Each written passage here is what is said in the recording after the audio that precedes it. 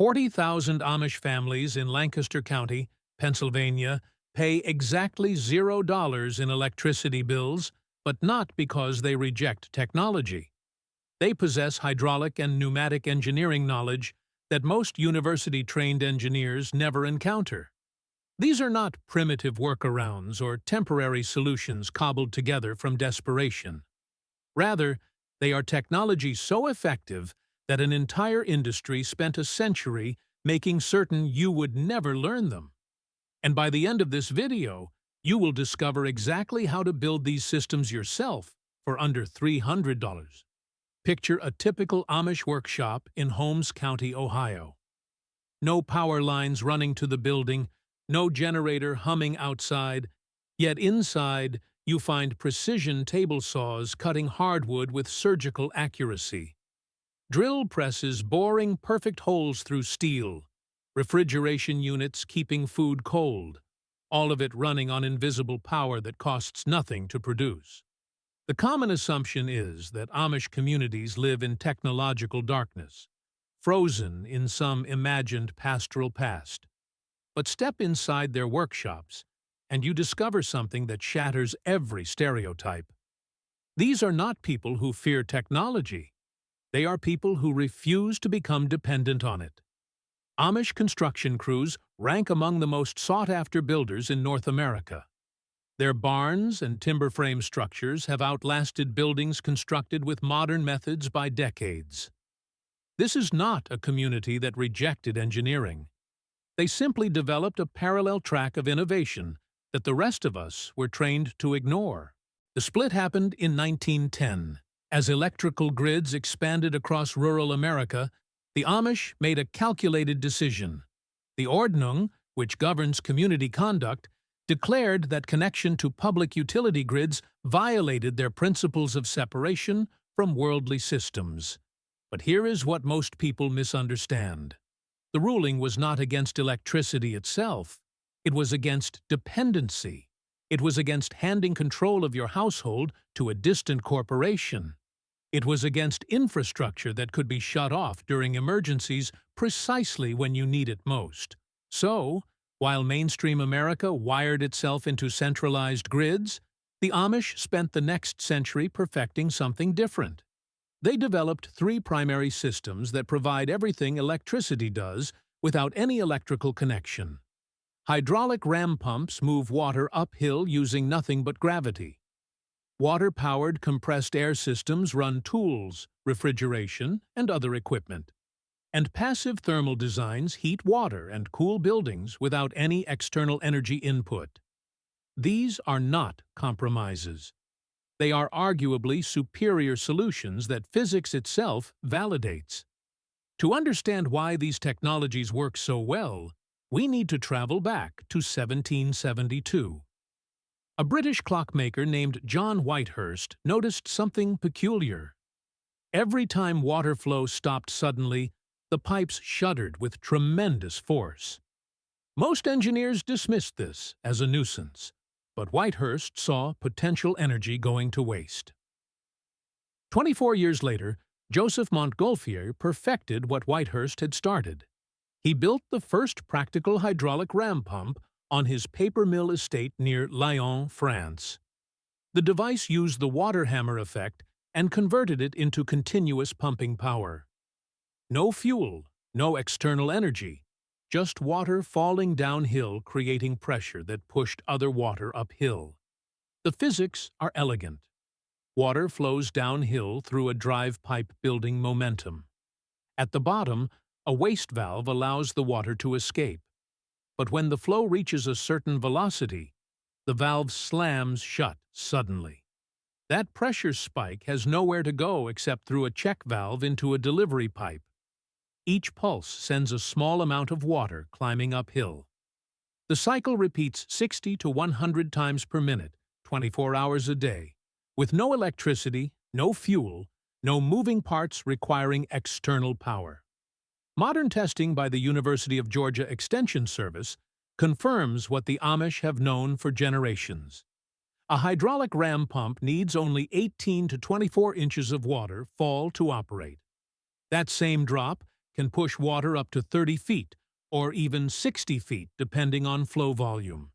The cost for a complete do-it-yourself system runs $50 to $150. These pumps last 25 years or longer, with maintenance limited to replacing rubber check valve components every 2 to 5 years. But water pumping is only the beginning. The Amish discovered something even more powerful when they combined water flow with compressed air storage. The Amish took the concept of pneumatic power and decentralized it. Instead of massive urban compressors, they built small-scale water-powered compression systems fed by streams and springs on their own property. A stream flowing at just 10 gallons per minute can generate 5 to 10 cubic feet per minute of compressed air continuously. That is enough to run pneumatic drills, saws, and sanders, enough to power milking machines, and enough to operate something remarkable that most people have never heard of: the vortex tube refrigerator. In 1930, a French physicist named Georges Rancke discovered that compressed air spinning rapidly through a specially designed tube separates into two streams. One stream becomes extremely cold, the other becomes hot. No refrigerants, no chemicals, no electricity. Amish communities use this principle for food storage and dairy cooling. The third pillar of Amish energy independence requires even less infrastructure. Passive thermal design harnesses the sun and earth for heating and cooling with no mechanical systems whatsoever. The Amish call them bread box heaters, a black painted tank inside an insulated box with a glass front facing south. Water enters cold at the bottom. Sunlight heats the tank. Hot water rises to an outlet at the top. On sunny days, these simple collectors heat water to 120 or even 150 degrees Fahrenheit. For cooling, the Amish rely on earth coupling. Travel 6 to 8 feet below ground surface, and you find stable temperatures between 50 and 55 degrees Fahrenheit year-round. A properly constructed root cellar maintains these temperatures indefinitely with zero energy input. Layer these three systems together and you have complete energy independence. Water pumped uphill by a ram pump fed by gravity supplies household and livestock needs. Excess water flow drives compressed air for tools and refrigeration. Simple solar heaters provide hot water. Earth coupling provides cooling. The only ongoing cost is occasional maintenance. So, if these systems work this effectively, then why are they not standard curriculum in engineering schools? Why do off-grid guides focus on expensive solar panels costing $20,000 to $50,000 when $300 worth of plumbing can pump water indefinitely? Samuel Insull. In 1881, a young British immigrant arrived in America to work as Thomas Edison's personal secretary. Over the next 50 years, he would do more to shape how Americans consume energy than Edison himself. Insull pioneered utility monopolies backed by government regulation. Between 1892 and 1932, he consolidated over 5,000 separate power companies into centralized regional utilities. But building monopolies required eliminating competition. And the greatest competition to centralized utilities was energy independence. Insull and fellow utility executives actively campaigned against home generation systems. Their lobbyists pushed for regulations requiring professional installation. Their pricing structures penalized customers who generated their own electricity. The campaign intensified during the New Deal. The Rural Electrification Administration, established in 1936, brought power lines to millions of farms. But federal financing required grid connection. Loans were not available for self-sufficient systems. The Rural Electrification Administration did not simply offer electricity to rural America. It mandated dependency. These patterns continued into modern building codes.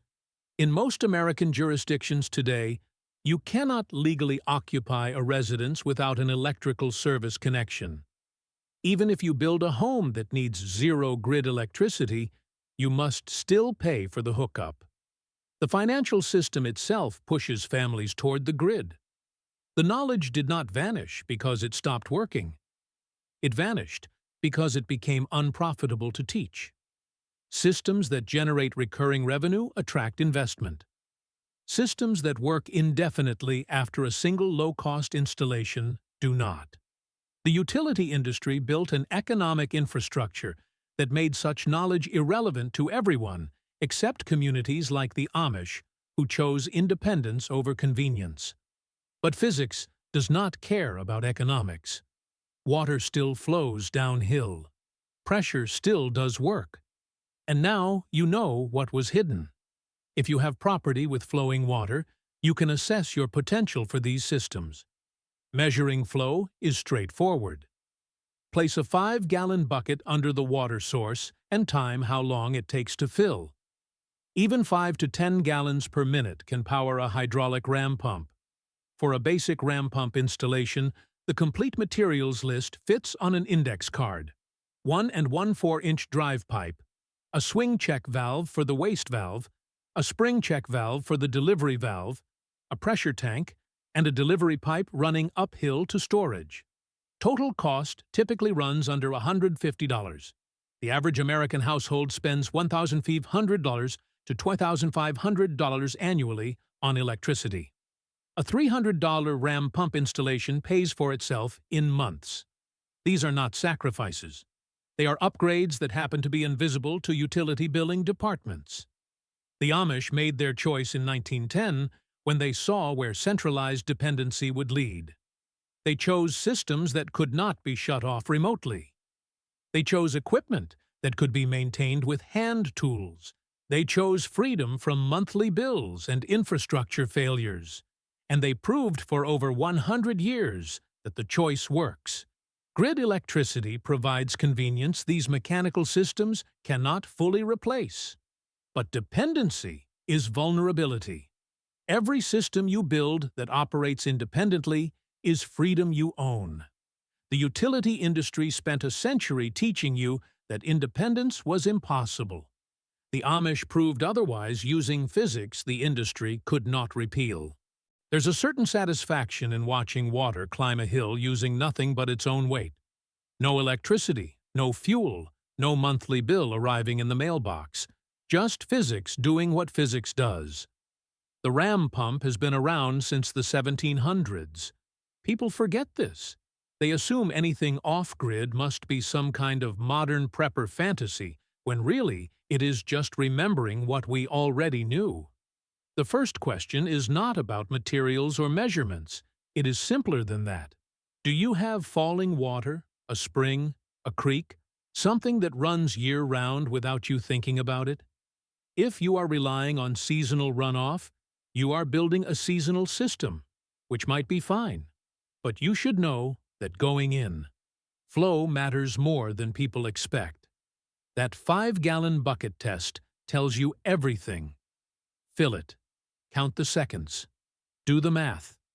Under 2 gallons a minute, and you are fighting an uphill battle in more ways than one. 5 to 10 gallons and the whole thing starts to feel almost generous. The vertical drop is the other half of the equation. 1.5 feet will technically work. 3 to 5 feet, and you stop worrying about whether it is working. Here is the part that catches people. The lift-to-fall ratio. 3 feet of drop can push water 30 feet uphill. Sometimes 60 if everything lines up right. It sounds like magic until you remember that water hammer. That bang in your pipes when you shut off a faucet too fast is the same principle. The ram pump just learned to use it. At the hardware store, you are looking at galvanized steel or Schedule 40 PVC for the drive pipe. Steel lasts longer. PVC costs less. Both work. The length should run at least 5 times whatever vertical drop you have. This gives the water column enough mass to slam the valve properly. The 2 check valves are where the actual pumping happens. The waste valve, a swing check, hangs at the bottom and does most of the work. It swings open, water rushes through, and when the flow hits a certain velocity, the valve slams shut. That sudden stop creates a pressure spike. The delivery valve, spring-loaded, catches that spike and shoves water up the delivery pipe.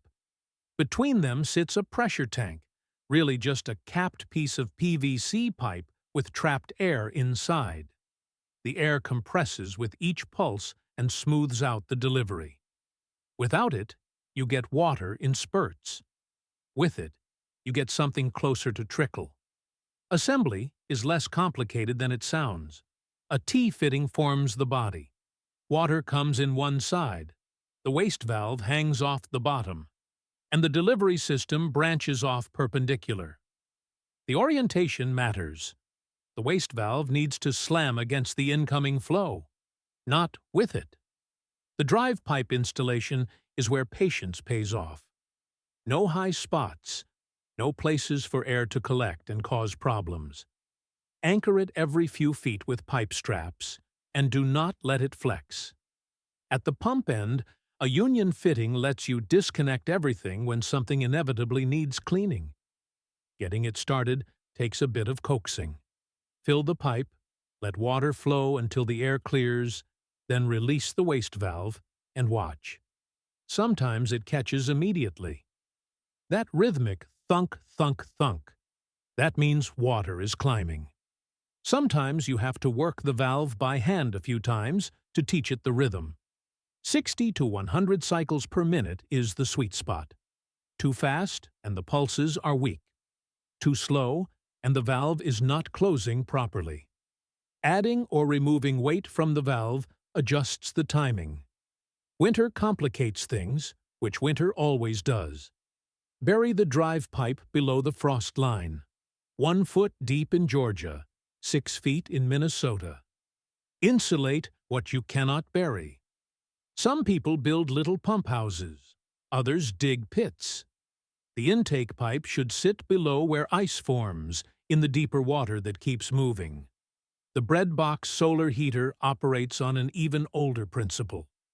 Dark things get hot in the sun. A black-painted tank inside an insulated box with a glass front will heat water to surprisingly useful temperatures without any moving parts. 30 to 40 gallons handles a small household. Salvaged water heater tanks work fine once you strip the outer shell. Glass-lined ones resist corrosion better. Avoid galvanized. Zinc and hot water do not mix well. The box itself is just plywood, foam insulation, and reflective material bouncing light onto the tank from all sides. The glazing can be tempered glass from an old sliding door. People throw these away constantly. Cold water enters at the bottom. Hot water exits at the top. This is not arbitrary. It is what makes thermosiphon work. Hot water rises, cold water sinks, and circulation happens without pumps. A check valve on the inlet prevents the whole thing from running backward at night, pulling your heat away. Mount it facing south, angled at your latitude plus 10 or 15 degrees higher than the cold supply, but lower than where you want the hot water to go. Then forget about it until the sun stops shining. Root cellars solve a different problem. Not water, not heat, time. The ground stays 50 to 55 degrees year-round once you get deep enough. That is refrigerator temperature without the refrigerator. North-facing hillsides work best. 10 by 10 feet stores a year's worth of food for a family of 4, which sounds like a lot until you start counting jars. The construction is more involved. Excavate larger than you need. Lay drainage gravel and perforated pipe at the bottom. Pour concrete walls and a reinforced roof. Waterproof everything and backfill. 2 ventilation pipes, 1 low and 1 high, prevent the musty smell that ruins stored food. An insulated vestibule with 2 doors creates an airlock that keeps temperature stable when you are grabbing potatoes in January. Cedar or locust shelving resists rot. Cold-loving produce goes low. Warmer-tolerant items go high. The temperature differential is not huge, but it is there. What becomes interesting is how these pieces fit together. The ram pump fills an elevated tank. Elevation creates pressure. Pressure means running water without a pump. That same falling water can power a trompe, a water-driven air compressor that miners used for centuries. Water falls through a pipe, drags air bubbles down with it, and releases compressed air at the bottom into a collection tank. Connect that compressed air to pneumatic tools, and you have a workshop running on nothing but gravity and flow. The bread box heater handles hot water. The root cellar handles storage. The ram pump handles distribution. None of them require each other, but together, they start to resemble something more than the sum of their parts. The Amish did not build isolated gadgets. They built ecosystems, every component supporting the others, every piece reducing dependency a little further. There is a word for systems that sustain themselves without constant intervention. The word is infrastructure. Most people just forgot that infrastructure does not require a utility company. Now you know what they know. What you build with that knowledge is up to you. If this story changed the way you look at the energy systems in your own life, please subscribe and like the channel. We are dedicated to uncovering the history and engineering that the world tried to make you forget. It is time to reclaim your independence and Gio Trong Tuong Lai. The next treasure of forgotten knowledge will be opened soon. Join us on this journey.